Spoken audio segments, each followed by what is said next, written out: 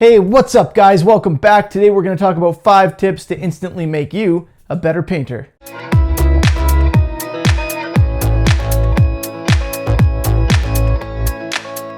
So the first tip, prep. Prep is key. Preparation is everything. I'm sure you've heard it in different contexts, but it applies just as well to painting.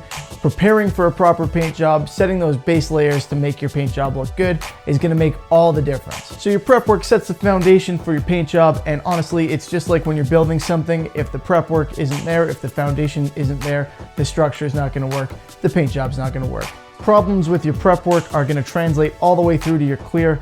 And that's not the kind of thing you want to be trying to fix afterward. It's just like the foundation to a home. If you've got that wrong, when you go to do the building part, it's just not going to come out good. So make sure you're doing your green filling if appropriate, your primer and your sealer depending on what you're painting.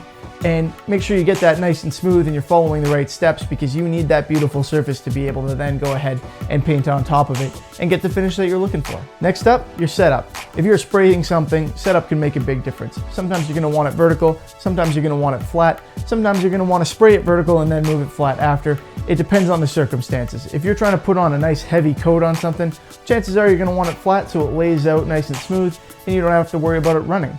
If you're in an area where you're worried about dust falling onto it, then maybe you're going to want to spray it vertical so that there's less likelihood of dust dropping onto the surface, and leave it like that. In many cases for me, I'm worried about getting dust in it initially, but then I want it to be able to lay out nice and horizontal, so I just spray it vertical and then flip it on its side. There's nothing wrong with doing that. I move it into an environment where I'm less likely to get dust, but honestly, where I paint in a big open area, there's more chance that dust will get on it there, so I keep it vertical until I'm somewhere where I can lay it horizontal. So you need to think about this. If you're getting runs in your paint a lot when you're spraying, you might want to move your product to a horizontal surface and spray it that way. If you're getting a lot of dust, you might want to put it vertical, do lighter coats. These are all options, it's just a matter of how you use them. Thinking about this will make you a better painter. Next up, and it kind of ties into the same thing, dust reduction. Dust can be a big problem in any stage of the paint job, really. It's not as big a deal in the primer and sealer stages because you can just sand it out. But as you progress up to your color coats and when you go to clear, you don't want to be sealing in dust particles because you're never going to be able to get them out. So dust reduction is very important and it should be part of your prep work. We talked about putting things vertical versus horizontal to help alleviate dust, but that's not the only trick you can do. One thing you can do obviously is clean. You can use some sweeping compound, make sure you're not kicking a bunch of dust up into the air. You can also use water and squeegee your floor, something like that, to help settle that stuff. Using a fan to keep air moving across the area can also help keep dust from settling if you don't have a bunch of dust coming from where the fan is. So a trick that'll help you on this dust reduction topic is to mist some water around your product, especially if you're not using water-based paint.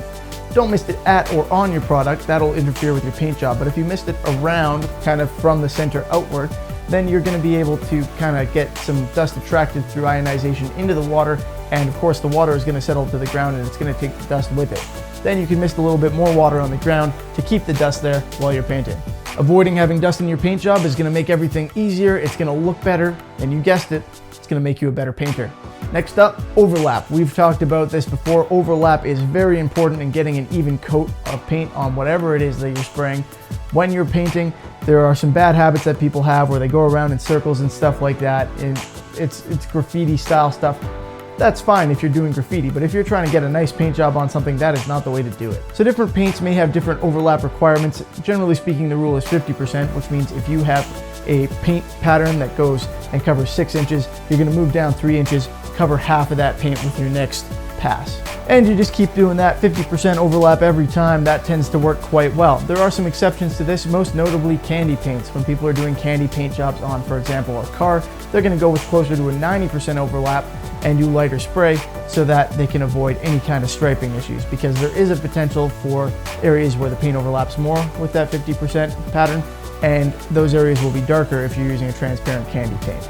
So whatever kind of paint you're using, think about how much overlap you need. Chances are it's 50%, but it might not always be. If it seems like it's going on too light, overlap a little bit more. If it seems like it's going on too heavy, you might want to reduce that a little bit. Using something with a wide fan pattern like a gun is going to help you do that overlap more easily and get a better finish. It also prevents you from having a concentration in the middle of that pattern. A spray can with a fan cap is also an option. They do make some good ones if that's what you need. If you don't have access to spray equipment, look for something like that, and that can help you out. And finally, speed. Don't be in a rush, but you also can't go too slow. speed is something that requires a little bit of practice. You're going to need to know how fast to move your can or your gun in order to get a nice even coat. I would say probably one of the most common mistakes I see with people not being able to get a nice evenly laid out coat of paint is they're just moving too fast. There's a tendency to rush it, to try and put on a lighter coat because everybody says light coats, but you know, you do need some flow in there, and sometimes moving faster is not a good thing. That being said, moving too slow is going to give you runs. It's going to put too much paint on. So you do need to find a happy medium between the two. Generally, how fast you go depends a little bit on how close to the surface you are. If you're only 4 inches away, you're going to need to move pretty quick. If you're more in the 12-inch range, you're going to need to move pretty slow to get a decent flow. Generally speaking though, you're going to want to be somewhere between 6 and 10 inches away from your product and moving at a medium pace. Moving your can or your gun at the right speed is going to allow you to get a nice even flow out and a good coat of paint. And that's the mark of a good painter. So that's it, guys. That's the 5 tips that are instantly going to make you a better painter. I hope you enjoyed the video and found it helpful. If you did, please feel free to give it a thumbs up. I would appreciate that. Subscribe if you haven't already, and share this if you think you know some people who need these tips to help them out. Thanks for watching. Hope you enjoyed it, and I will see you next time. Have a good one.